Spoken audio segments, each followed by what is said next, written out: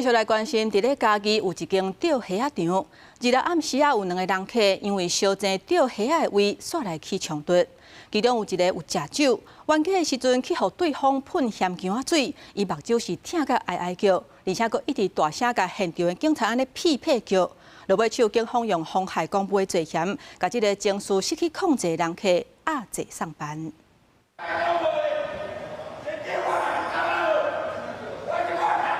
畫面當中，情緒激動的查甫人不斷大聲向警方來嚷，後一秒警方連面將人壓制佇咧塗骹，伊帶來的囡仔嘛驚甲佇邊仔咧哭。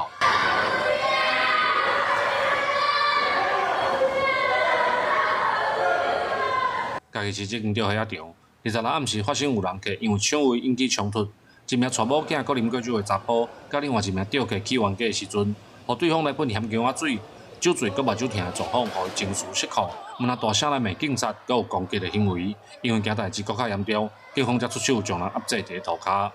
做地人伊攏嘛來固定伊也釣慣時，伊就是第一位。現場男子與情緒不穩，與警察發生衝突，後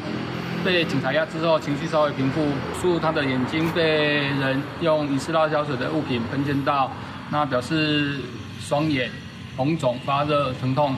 警方到場處理時，郭姓男子非但不接受勸阻，反而言語辱罵執行員警。警方基於捍衛公權力，依法將郭姓男子依妨礙公務現行犯逮捕，並移送嘉義地檢署偵辦。